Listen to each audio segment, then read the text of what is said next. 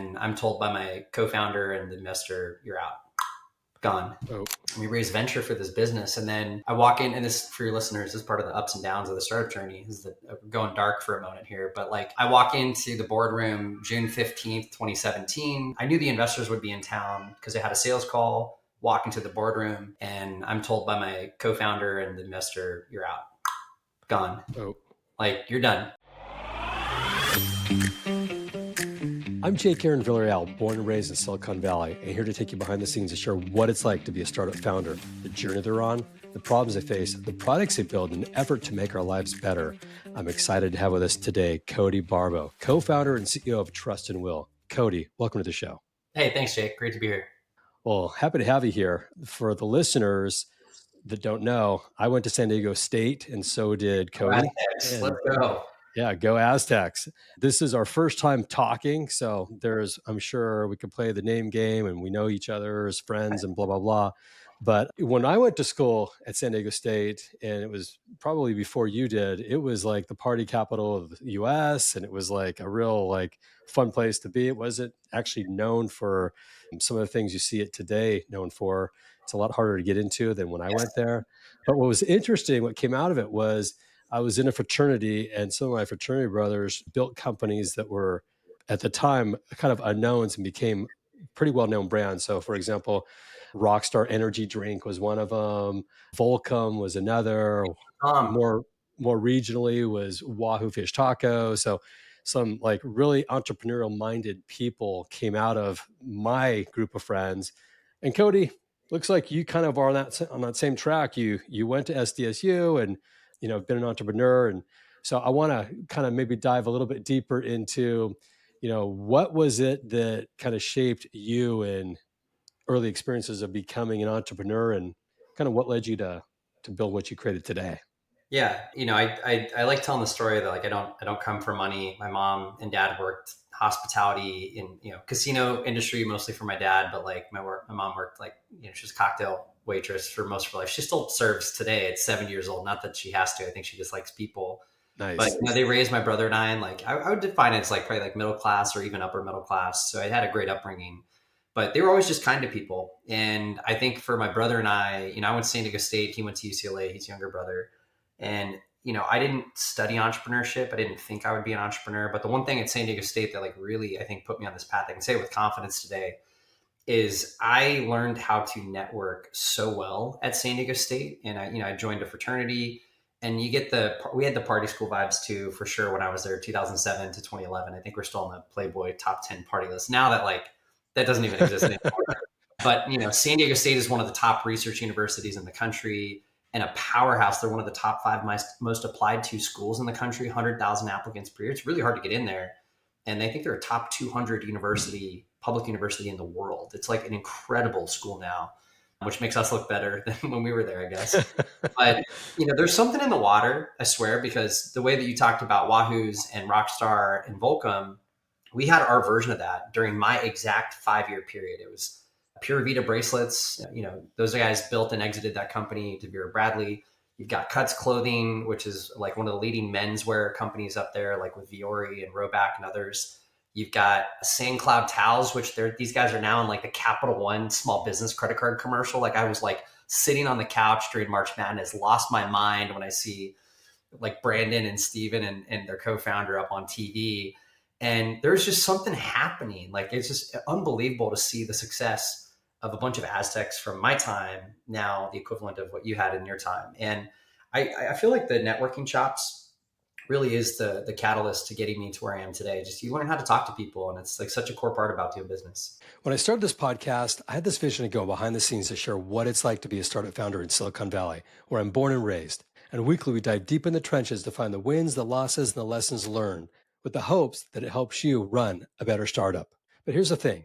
If you've gotten any value out of these conversations or been inspired at all, hit the subscribe button.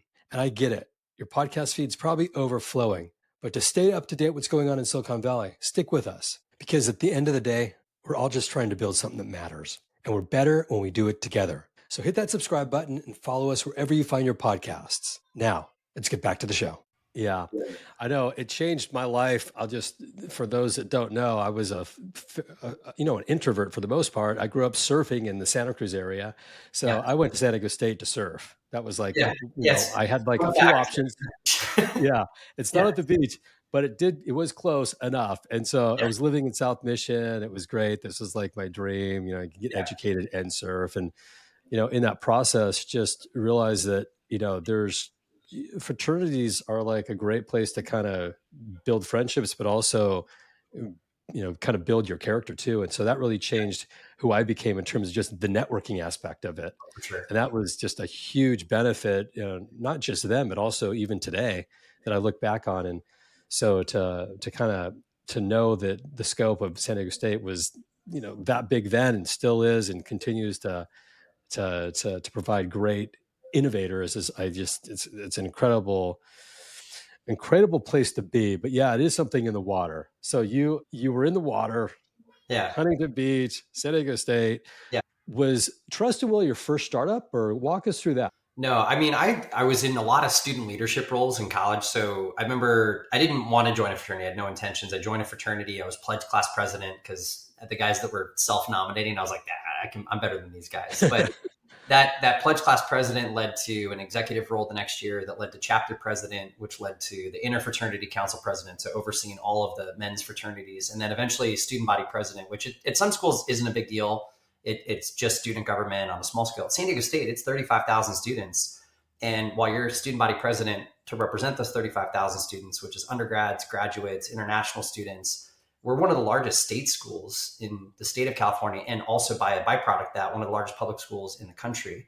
So it gave me this kind of unbelievable MBA like experience for the 1 year where I was getting to rotate to all the 23 CSU campuses, go through California State Student Association to kind of fight for student rights. And then on the flip side, for the 1 year, you're CEO of Associated Students, which is like a $40 million 501c3 nonprofit auxiliary org to the university. We manage and operate 7 on and off campus facilities, from Viejas Arena, where the basketball team plays, to the Mission Bay Aquatic Center and the ARC Recreation Center, everything in between.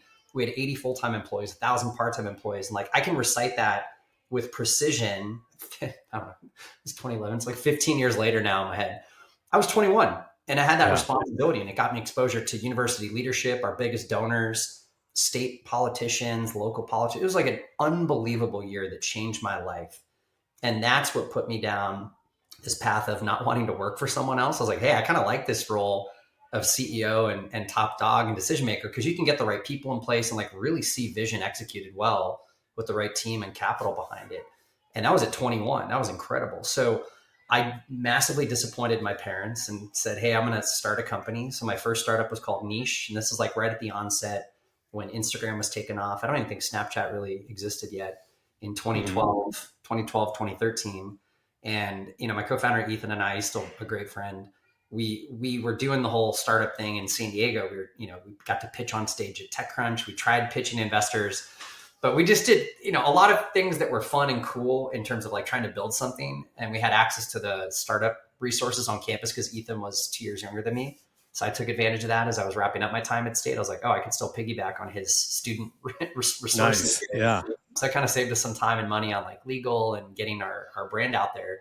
But we really should have moved the business. If I could go back in time, like we should have moved up to Venice, Santa Monica, where like really social media was having a moment, or just gone up to the Bay Area. And I think the types of investors that we would have pitched was just vastly different. We were pitching a bunch of old, like retired angel investors on the future of social media, Right. and they weren't even on like LinkedIn or Facebook or anything. So we did like a year and a half of that business, put, I don't know, probably like 30, 40,000 of money into it. And it didn't work. But it was a very special time because it was fun and my first like foray into this journey. Well, proximity is power. And so, yeah, location does have an impact, from investors to visibility to talent to a lot of things when you're building a company. And I know I started a company in San Diego. We did get acquired, but it was a different world. It was, yeah, older generation and a lot of networking there too. But ultimately, being from Silicon Valley, that's where we're seeing a lot of innovation happen. So Yeah. you started a company, you learned a lot, and then what was the idea that came to bear where you thought, here's a space of something that we could disrupt and let's have a go at what you're building today.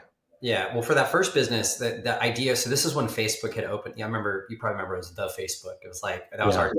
Like you could just be with your college friends and be a little ridiculous on there. But when it opened up to everybody, so all social networks were going macro, the more followers, more engagement. We're like, what if we went micro into a more niche network of different friends and groups of people? And that's what we call the company niche. But, when that business, I don't want to say it was a failure. Like when Facebook tried to buy Snapchat in fall of 2013, it went from like very few players to dozens of very well-funded competitors of what we were trying to do very quickly.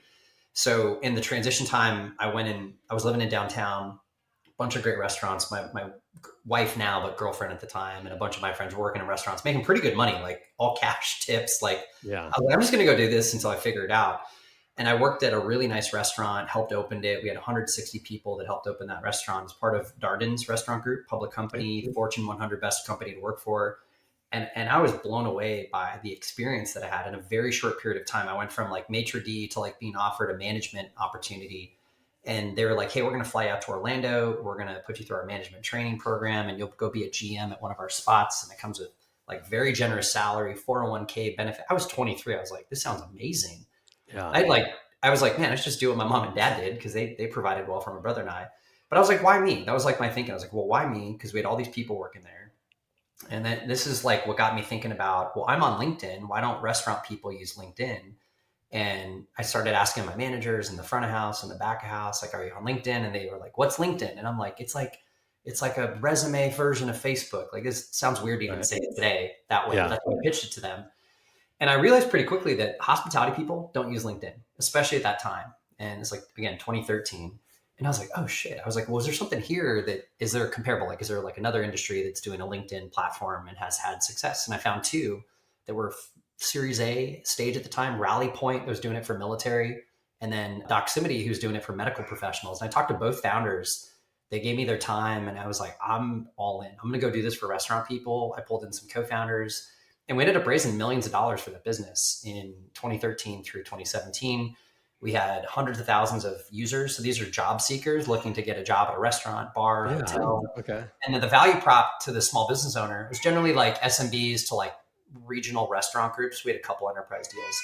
But the pitch to them was, hey, we've got this product that you can see people, like a picture of them or a photo of their food or a video of them introducing themselves. It's like there's so much personality importance in the front of house. And then for the heart of house, you could showcase a dish that you could cook in a video or a photo, but not on a paper resume. So we were able to take this like 120% turnover that's plagued the restaurant industry for decades, reduce it, help them hire the right person the first time. Wow. Walk them through the recruitment costs. Like on average, it costs $4,500 to recruit, hire, and train somebody. And if you lose them a month later because they showed up drunk or no showed, or you fired them for, throwing a drink at a customer, like there's all these things that came up that were like, you should try our platform. And we priced it competitively with Craigslist, which is what the industry was mostly using at the time. Right. So we figured out our go-to-market strategy. We were building a brand. We had 25 employees. We're in downtown San Diego. We raised venture for this business. And then I walk in, and this, for your listeners, is part of the ups and downs of the startup journey. We're going dark for a moment here, but like I walk into the boardroom June 15th, 2017, and it was a morning meeting. I knew the investors would be in town because they had a sales call. Walk into the boardroom, and I'm told by my co-founder and the investor, you're out, gone. Oh. Like you're done. And it was so sudden and quick that like I didn't like really process what was happening like in this 20-30 minute meeting. But I was like, I don't think you guys are making the right decision here. And like, obviously wanted to stay on. I was like, if I'm not the right person to be CEO, like put me in another role, or like let me stay on the board. Like this is my idea. Like I'm all in on this. I have like love what we do. And it wasn't anything that I'd done wrong.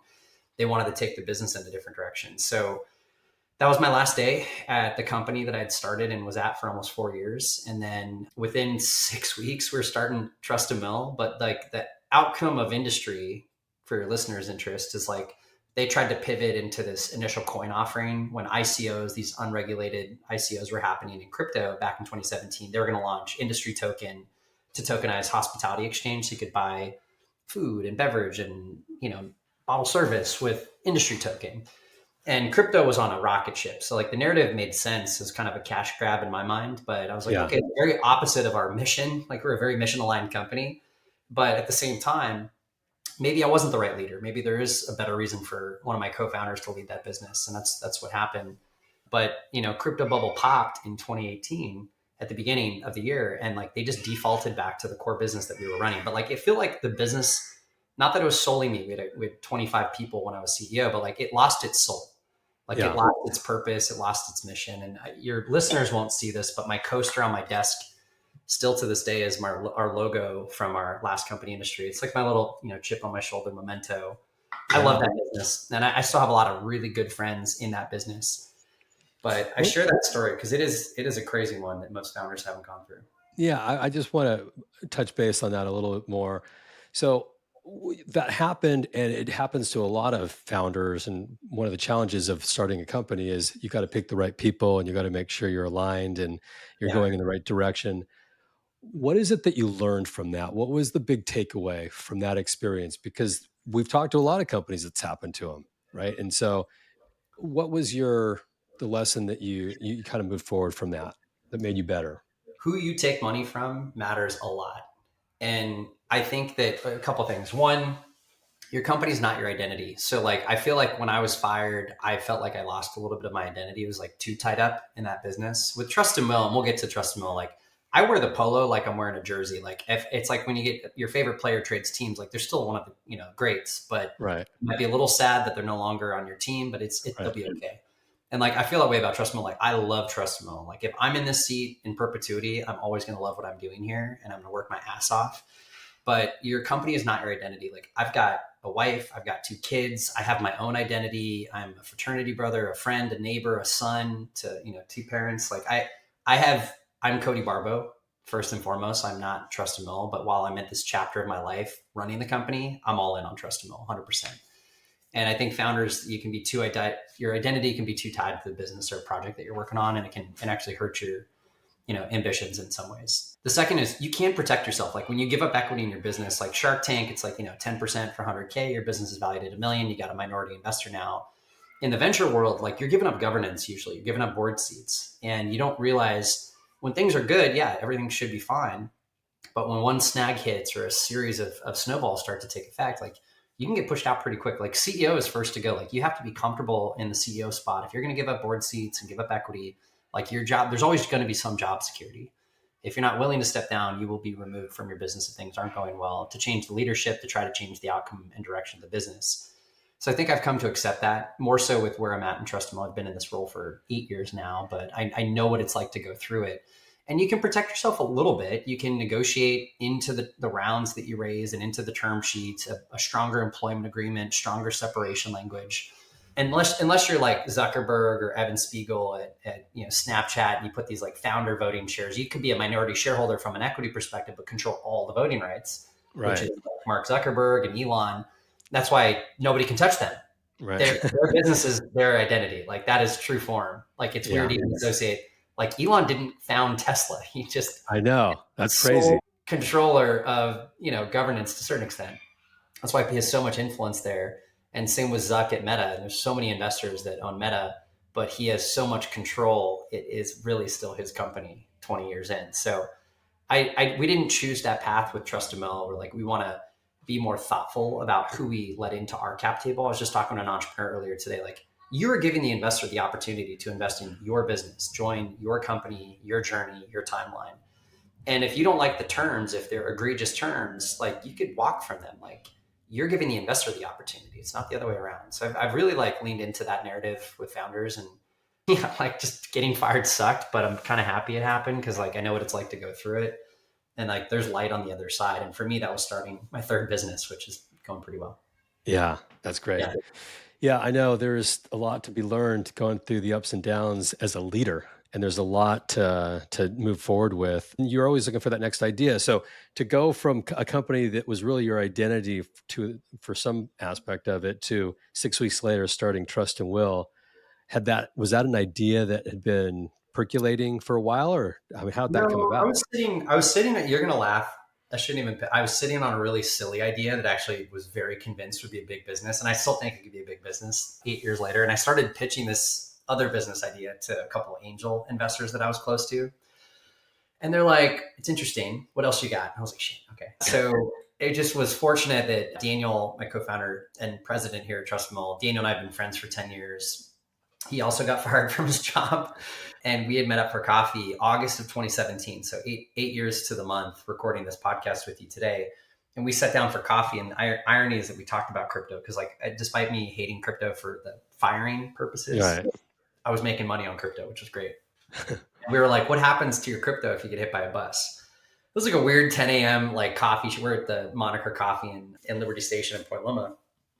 We're like, what happens to crypto? I was like, dude, I'm getting married. I was like, my wife doesn't care about crypto. She cares about like me as a person. Like, what happens to trust and will, or what happens to us if something doesn't happen? And my wife, I was like, we never talked about money, estate planning, life insurance, and taxes.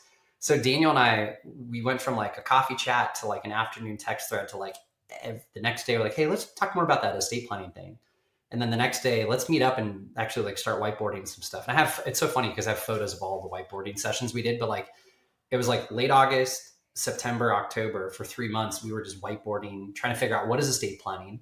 Why do people don't have it? Why are people so uncomfortable talking about it? And why is it so archaic, offline, expensive? People spend thousands of dollars with attorneys. And we started interviewing estate attorneys. We're like, do you turn people away that can't afford you like all the time? Like what a sham situation. Like people that want to do this already daunting task that now can't afford it. And what are the other options they're left with? So like there's like free will templates you can download online still today. And that's fine if you want to choose that route. But like if you're putting 70, 80, 90 years of your life on this earth and you have a family and you have assets, like you might want to take a little bit more of an investment approach to like, I should do this the right way and like guarantee my legacy. So we're like, well, TurboTax is great. TurboTax, you could file with IRS directly, but you could go to TurboTax, pay, $20 to $200, and it's like a very great customer experience. The product is slick, their support is great, they're a trusted brand. You see them throughout football season, all the way through playoff games until tax season is over. And we're like, TurboTax serves 45 million households. Like, what if estate planning could serve 45 million households? Like, what does that version of this business look like? And then on top of that, we looked at the wealth transfer. 124 trillion of assets are going to pass between generations over the next 25 years. And we're like, this is the largest wealth transfer in human history in the United States. Most of that wealth is in the United States. And now, while everyday families, you're not going to be a billionaire through an inheritance, but like on average, you might make like a couple 100,000 to a couple million if mom and dad passed and they had a 401k with $1 million in it, if they had a home value in California with $1 million or $2 million value. Like it adds up pretty quick. And if you have everything buttoned up, everything transfers pretty seamlessly versus what most people end up dealing with is probate. You die with a will or you die without an estate plan. It's called dying intestate. The government decides. Like what a great experience people get to go through when the government can take 1 to 2 years. Family members that you may not have any really affiliation or relationship with could come out of the woodworks and say, well, I was there for mom or dad. And like, you haven't even talked to them in 10 years. Well, I'm their son. It creates a lot of stress and tension, and it could lead to a lot of legal trouble. So we're like, well, this sucks. This sucks for most people. Like, how do we make that better? And that's when we went down this rabbit hole and said, we're going to go do this. And that's the founding story of Trust and Will. Yeah. Well, it's great. I mean, for the listeners that haven't done this before, and I did it the old school way, and it takes time, it takes effort, and there's, lawyers involved, and it's like a process. And then you're hoping you make the right choice. And then if you got to make changes, they charge you again. And it's like, it's pretty daunting. But what's the user experience like? So, you're a young family, you've got kids, or whatever it happens to be. Is it all online? Do you have to bring in legal teams? Like, what's that look like? Yeah, we make it really easy. So if you go to trustmill.com today, whether you saw our TV commercials or you heard about us through your financial advisor, you saw a deal in your credit card rewards app, or you're Google searching, or if you're on ChatGPT is a great revenue source for us now. You're on ChatGPT, how do I create a will? And you end up on our website. We assume you know nothing about estate planning at all, but you took enough interest to come to our website. And we're really trying to figure out, where are you at in life? Did you just get married? You just having your first child? You buy your first home? Or dealing with the darker realities of life. You lost a parent, you're going through a divorce, you have a diagnosis or a terminal diagnosis, like there's real urgency. Like there's 27 million life triggering events per year in this country that could bring people to trustmill.com. And we have millions of people coming to our website every year. So when you come to the website, it's very straightforward. We sell will-based plan for individuals and for couples at $200 and $300. And we have a trust-based plan for individuals and couples at $400 and $500. And the price point is to be digestible so that it's not going to break the bank. And when people get started, it's filling out information about your family, your kids, all of your assets. So you own a house, cars, do you have life insurance policy, retirement accounts, do you have crypto, do you have valuables like art, collectibles, excuse me. And from there, it's then if you do have children, you have guardians in mind for your children. If you want your kids to get everything at 18, that's not commonly recommended, but you could also put control provisions in there. So if you have kids get money a little bit at 18, a little bit at 24, a little bit at 30, you have complete control over that. The distributions, healthcare decisions. If something happens to you, you're incapacitated, who can make decisions on your behalf, medical and or financial? All the way through the like real morbid side of our documents. Do you want to be buried or cremated, or in states like California, you can be composted. There's states with human compost so the worms can eat you, or you could go drop a body out with the sharks off the coast there. It's like you have a lot of really Composted. unique options and you're in control. And that's what I love about it. So it takes about 30 minutes or less. It's a couple $100. You can go start to finish on your own really seamlessly. We do have great support. We're known for our 5-star support. So we have humans, actual humans, in addition to AI, 5 days a week. And then we have a 350 person attorney network in all 50 states. If you have like real peace of mind building, it's an upsell. That's a couple $100. But it's also, if you have complexity potentially, or you have a blended family, it's really reassuring to have an actual licensed trust and estate attorney talk to you based on what you still go through the software flow, but they can review the documents with you. They can go through scenario planning. But we've built this into like the industry best experience that now 1 million people have signed up and chosen to protect their legacy with us. Wow. Yeah. That's amazing. So the business model is you pay for the actual trust and the will. Is there like reoccurring subscription fees? Like, as an entrepreneur, you Yeah. know, you do one action and you get paid for it, but like looking forward and you've raised, $83 million, like the Yeah. investors are looking at the business going, okay, this is great. More families to go ahead and use the product in the future. What other services, what other products, what's the engaging aspect of the Yeah. platform in addition? Most of our customers, in addition to the upfront fee, we have an annual membership. So it's not a product that you'd use like every week or even every month, but like maybe once a year, a couple times a year, you're thinking about, you have family dynamics change, parents getting older, you move states, you buy a new house, this stuff can come up. Yeah. But there's no forced membership. It's all opt in, but it starts at $45 a year. The ultimate win is peace of mind. Everything's stored securely online. If you have anything in life that changes or happens, that's the fee that you pay to come back and make the change. It starts with $45 a year. We also have a $299 tier that's our premium tier that comes with the attorney support. And we have a ton of AI functionality now that includes plan strength, which is kind of cool. It's like a credit score. It's like an industry first credit score for your estate plan. We have goal planning that you can do. So if you are going to grow your family or you're planning to get married or buy a house, we can kind of guide you down the path of what your future estate planning needs could look like based on your personal wealth and financial and family goals. We also have this AI assistant that we rolled out earlier this year that's really slick. Like it's you'd expect it from any tech company today. In the traditional world, you like don't remember what you put in your estate plan in that Right. 3-ring binder with the attorney. I don't know when you did it, Jake, like 10 years ago. And Right. if you pick up the phone and call that attorney, they're going to charge you. They're going to charge you an hour of time or maybe half an hour to like Yep. go find who are the guardians to your kids when you could just log into Trust Mill and ask the AI assistant, hey, who are the guardians of my kids? And it spits it back in real time. Like I that love that. that quick. And then we also try to help people make sure that their estate plan is up to date. So if you create the estate plan, whether it's with an attorney or with us, you have to execute the documents with signature notary witnesses. We make that really easy. If you're setting up a trust, which the value of setting up a family trust versus just a will still go to probate, which is fine. It provides clarity on inheritance, but a trust avoids probate when the assets are funded. So meaning you put your house in the trust, you put your financial accounts in the name of the trust. So we have a trust funding guide that comes with that. And then the plan strength, the AI assistant, the attorney, like all those layers of value add come in to like basically make sure that your estate plan is always up to date. And if anything in life changes, we're here to help you change it in an efficient manner. So that's the recurring revenue piece of the business on the Yeah. consumer. Yeah. Yeah, I like that. Sounds like you've got an irresistible offer. The buy-in price is low. It's something Yeah. that has huge value for you as a family member or just as an individual for a lifetime. And it doesn't break the bank every time you have to go back to it. I mean, for me personally, just my story is I think I paid like $2,000 just to start the process. Yeah. And then, you got to get people to sign off on it. And then there's back and forth changes. And then You have to update things, every time you make any sort of change internally with your friends or family. And ultimately, it's in the back of your mind. But yeah, you're right. Every time I pick up that phone, there's a couple $100 and a couple Yeah. $100 more. Then you're like, why can't we make this like easier? I just want to just do everything online, Yeah. So And that was like, we just expected, like when we started the business, we just expected someone would be doing this. Like, oh, for sure, there's you somebody would who's really think, yeah, structured, who's going direct to consumer, who's working with financial advisors, they're working with banks, very few companies. And we're like, what the heck? And you'd seen, Lemonade take off like with the next gen insurance platform, Credit Karma is the brand that people associate with credit scores, Coinbase for crypto. You can go down the list, TurboTax for taxes, et cetera.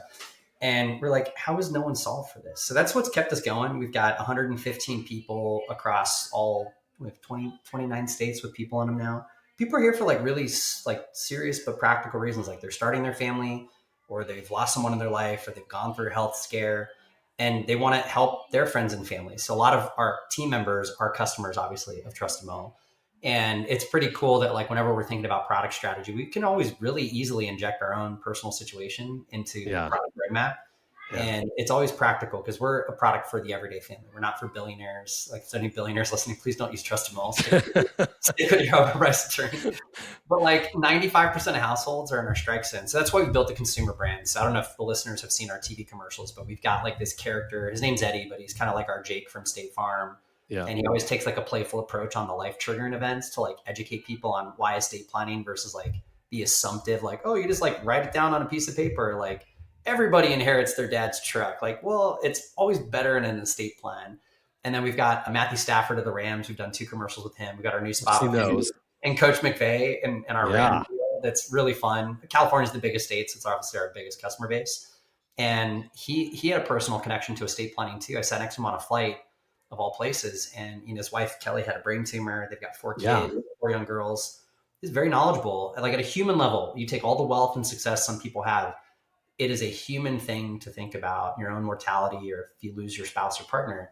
So we've been really fortunate to have the buy-in of endorsements, and we go to market through TV, radio, podcast, and search. And then 40% of our business is growing through partnerships with banks, credit unions, fintechs, and large broker dealers and RAs who have financial advisors that are like the gatekeepers to their clients' money and wealth.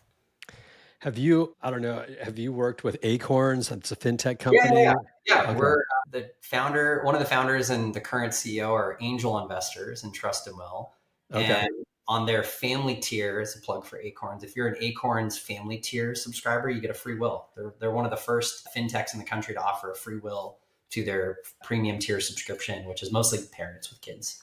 Really cool. Yeah. Yeah, a slight story, sidestep story on this one. Acorns brought us in 2012. We recruit, that's what we do as a company. Yeah. And they brought us in, it was 6 people, and it was Jeff Cruttenton, Yeah. his father Jeff's one of our Walter. investors. Yeah, Jeff's one of our investors. Oh, Yeah. is it? Okay, great. And they brought us in. They said, like, I think we're going to try and build this like fintech company, and we have like 6 people, and here's the vision.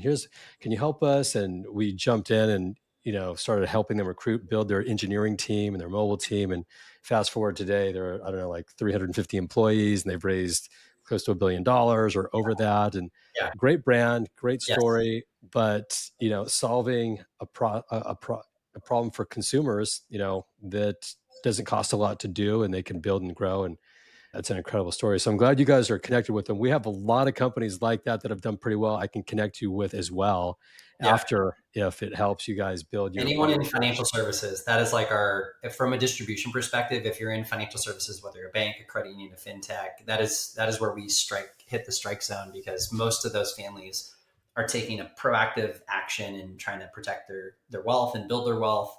And then after that, it's like the insurtechs. Anybody who's doing life insurance is usually a pretty good partner for us, because if you're setting up a life insurance policy, you should probably be setting up an estate plan or vice versa. 100%. So, Yeah. yeah, it's fun. Cool. What's the biggest challenge for the company currently? I mean, it is the honest thing. Like our biggest competition is procrastination. We're natural procrastinators when it comes to everything that isn't like a consumable, right? Like when it comes, oh, you should better manage your money. You should set up the life insurance. You should get into better tax planning or try to get a lower rate on your mortgage. So there's such a financial literacy gap in this country. Estate planning really is severely neglected. So it's getting in front of as many people as possible. Our whole business is a massive funnel. And over the last 7 years, We went from nobody knowing any online estate planning brands at all to 1 in 4 Americans now have seen Trust Mills ads and should know us. So the goal is to get as much awareness as possible. So that's one easy part of it. The second is, now that we're a more mature business, we're in the tens of millions of revenue. We have ambitions to take the company public in the coming years. For the listeners, not those seeing this, I have a Texas Stock Exchange hat on. I was at the New York Stock Exchange Texas launch earlier. It was a very big time Nice. for public companies in Texas, but that's our aspiration, is to be a public company and to keep building. But we have to get the business really tight, buttoned up, be public market ready in the next 2 to 3 years. So that comes with building out our board of directors, including independent directors, building out our C-suite management team, all of the, I don't call it the boring stuff. Like, we have audited financials now 2 years in a row from Deloitte. We've got board subcommittees. It's really just like creating a very polished, solid foundation so that once we hit 150, 200 million revenue run rate, we are in a position where we could go public. And you have to just be really intentional about everything you do at this stage. So surrounding yourself with a really good management team helps with that. Because I'm 36, I'm young. This is the first I made it today, this interview. And I've got some very experienced executives, both C-suite and VPs and senior talent on our team. They've been further along in their careers, but they took a bet because they believed in the mission of the company. So, I feel like I learn more from them maybe than they learn from me, because I just throw wild ideas at them and they bring it to life. But I think getting the right people on board is really one of the best challenges, but also biggest opportunities for us. Yeah. Yeah. Well, you're on a run rate of doing, $45-50 million in revenue this year, which is great. Yeah. As a leader, you've evolved the company. What are the breakthroughs that you've seen in yourself that have evolved as a leader, that have changed how you think about the business, or changed how you think about growth or hiring, or just what can you share with other leaders that are also growing and scaling their companies that have Yeah, been, you gotta. Delegation is key. I like what my co-founder says. He tries to fire himself from every role, and I was like, don't fire yourself out of the company. Replace yourself. But that, it is really the truth. I've been CEO since day one, when we were, two guys with an idea. Then a third co-founder came in. Then we were a team of 5 at the seed round, a team of 7 hitting the Series A, a team of 20 at the Series B. We were 85 people roughly at the closing of the Series C. We're 115 today. And we were in person before the pandemic. I fully expected us to be an in-person company 5 days a week. And then we went virtual. We've got employees across 29 states now. So I think the evolution is, I'm still the founder of the company along with Daniel. We're co-founders, but I've really embraced the title and responsibilities of CEO. There is a polish and prestige you have to really be intentional about every day. And for the listeners, I'm wearing a Trust Mill polo. If you were to see this live, I wear a Trust Mill polo or shirt every single day religiously, because when I put this on, I'm in business mode. When I take this jersey off, I'm dad to 2 kids. I like to take care of my own health and wellness, but you have to be so intentional. And sometimes you remove yourself from certain activities and processes, and that's sometimes where gaps can open up. I'll give a specific example to listeners. When we went into hypergrowth mode, going from 20 to 85, we used to mandate that at least one of the 3 co-founders was in every interview, at least not a group interview. So we had some ownership of who we were bringing on to the company and team. And then at a certain point, we just stopped doing it. And I don't know why. You just get busy and distracted with other things.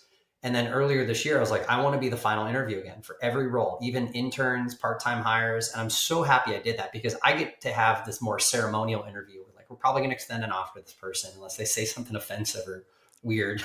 yeah. And then I get to know who these people are as they're about to join the company. I get them hyped up and excited for the journey we've been on, but also where we're headed.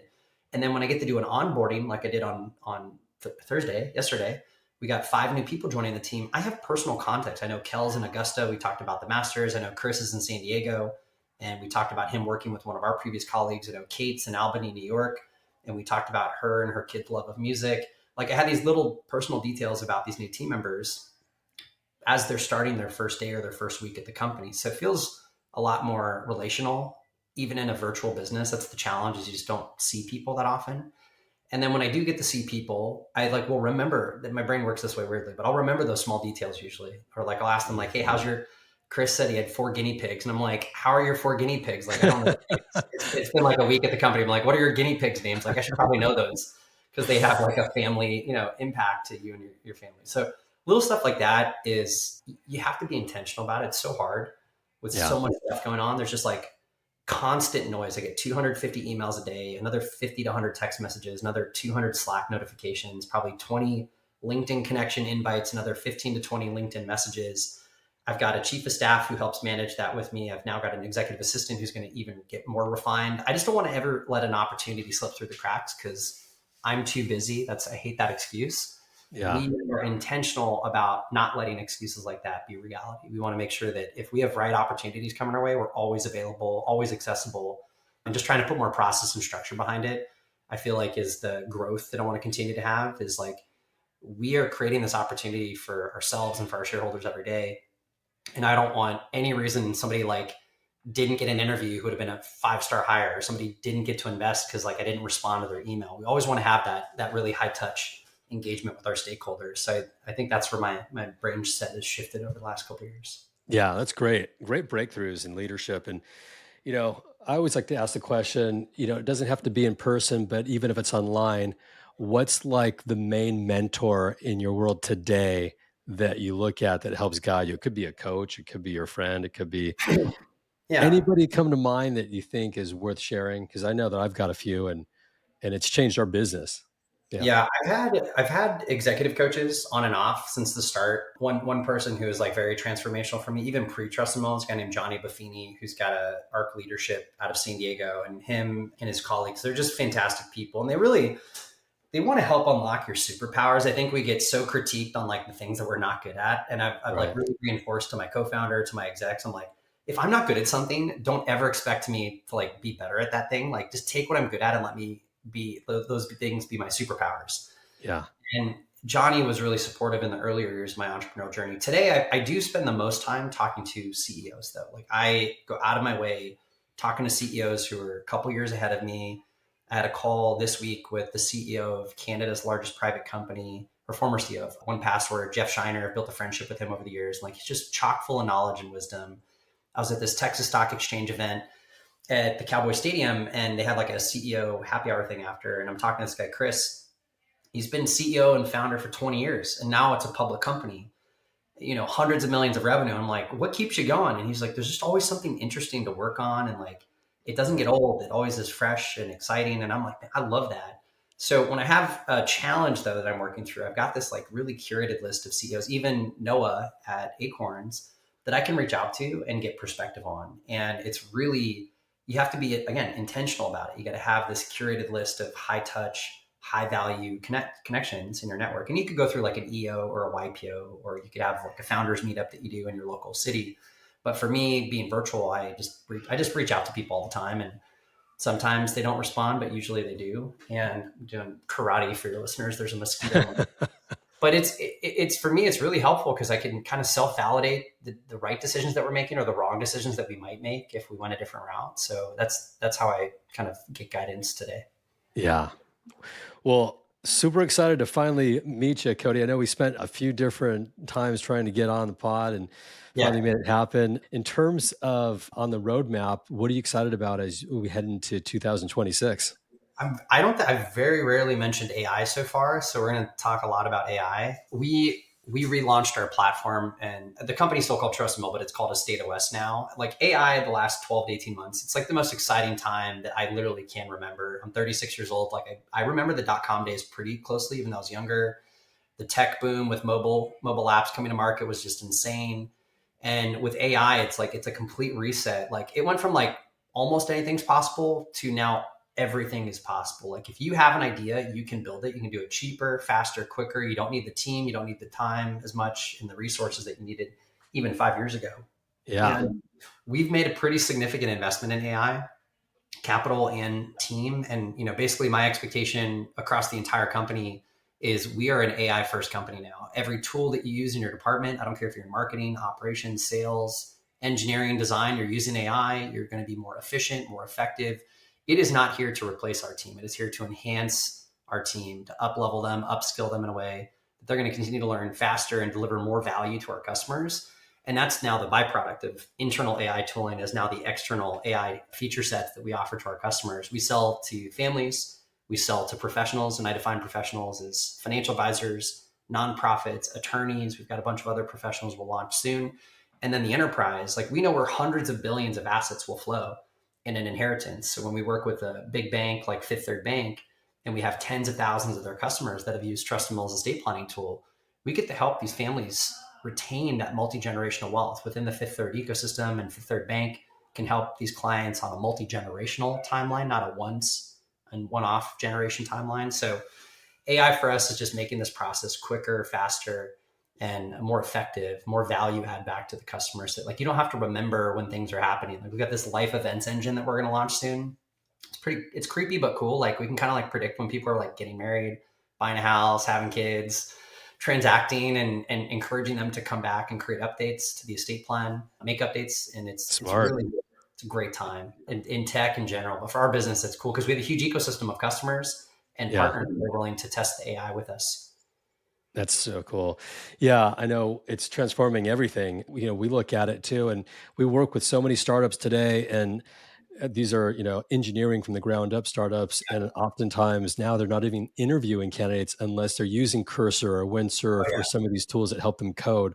They don't want you coming in and coding 100% anymore. They want you to code maybe, 30% or Mhm. 40%, but having the tools do the work for you and then debugging it and making you more efficient. And that's on the engineering side. On the product side, the same thing. On the marketing side, the same thing. So if you don't have experience with the tools, you're not even getting to the table, which is No. pretty crazy. Yeah, it's easy to learn though. That's the encouragement. It's like I think I never want AI to be intimidating to somebody though, because like you can really come in. I laughed because my mother-in-law, who's in her like mid 60s, was like using ChatGPT to like plan her Euro trip, like for this past month, and I was Yeah, like pretty impressed. And then my dad sends like little like funny images that he creates for my two kids to see every morning. He'll text in the family group chat because I've got a 5-year-old and a 1-year-old, and my brother's got a little kid. And my dad will literally use AI every day to create an image that's silly and it's a one of a kind. And it's I like you love don't it. have to use it always for your work. It can be for fun and for entertainment or for planning a family trip. So I think AI is more accessible than people think. But yeah, but for if you're really serious about your career, like it is table stakes in a high pace, high growth environment, and you are fairly compensated. You maybe additionally compensated if you're proficient in AI tooling. Yeah. I want to go back to one thing you brought up where you go to ChatGPT and Trust and Will comes up. So Yeah, every company's trying to figure out, what do I need to do? Where do I have to go? What content do I have to create? What's my strategy of coming up in the LLMs? Like what, from your perspective, what's worked for you? Did it just naturally happen because you have so much content out there already, or did you have a yeah, strategy? we had huge content strategy going back to 2019. We have hundreds of articles that rank. I think we have 70,000 key terms that we rank for, domain authority of 72. We have a huge affiliate program where like NerdWallet and all the major names that write about estate planning will rank us like the best rated or the best value added estate planning platform with like a 5-star review. And then we have all these external pages with some of the biggest banks. And so our partnership efforts have helped with it. But these are all publicly listed domains. So I've got the way that we hear SEO in a lot of our marketing worlds, GEO is the new acronym of Mhm. choice. And there's actually a really cool tool called Profound. They just raised a bunch of money, but it's like Google Analytics for these AI search platforms. So when we first signed up for it, I was really reassured, like for ChatGPT, for Perplexity, Copilot, like we're showing up first in all of them. Wow. And we want to continue to maintain that first result in all of them. And they're driving revenue now too, which is wild because people can go ahead and click through the link and transact on the website within a couple clicks. So we're reporting on that to our board, and we're continuing to make a lot of investments because it's just like always being on the cutting edge. We're playing every day. Makes my team uncomfortable because like we might spend 2-3 months investing in a new tool and then like throw it away the next day because some better tool came out with Right. like Yeah. twice the processing power and value. So it's Yeah. like, yeah. That's awesome. Well, I really want to thank you for coming on here, Cody. This has been great. God, I can't wait to see where things go in the future for you. I see the commercials. I love what you guys are doing. I want to end with one note because we're in the Yeah. people business. Are Yeah. there any roles that you want to promote now? It doesn't cost you anything if Oh you're yeah. hiring that people might want to hear about or say, yeah, I want to apply to that job. Yeah, we have Anything a that's top of account mind? executive. We have if you're listening to this like late August through maybe early September, an account executive role for financial institutions. We sell to a lot of banks and credit unions. If you have experience like 5 to 10 years selling into banks, large financial service companies, like please reach out to myself or David Weissman, our VP of Sales and Partnerships. And then we have a bunch of, we have a couple data roles right now, data engineer roles. We have so much data and so much potential with our data. That is probably the ultimate value, enterprise value we're creating at Trust Mill is data. And then we also have a bunch of sales roles that will be opening up for our advisor channel. So if you sold into broker dealers and RIAs, you've worked with financial advisors, we have some sales roles that are going to be opening up pretty soon here. And we'll continue to be hiring for that department for the years to come. It's a huge channel. We work with 20,000 financial advisors today. And if you're looking for a career change, we're a great company to work for. I love it. Yeah. Well, cool. Cody, if they want to find Trust and Will, where do they go? trustandwill.com or shoot me a note on LinkedIn, Cody Barbo. Let me know that you were a listener to the podcast. And Jake, really appreciate the time today. Yeah, I appreciate it. Thanks for joining, and thank you for the listeners for listening. It means a lot to me that you spent your time with us today. I'm your host, Jake here in Villarreal, signing off for now, but can't wait to catch up with you all on the next episode. Until then, take care. If you like what we're doing, don't forget to subscribe. Leave a review on Apple Podcasts or wherever you listen, and follow us on YouTube, where we go behind the scenes to learn what it takes to be a startup founder.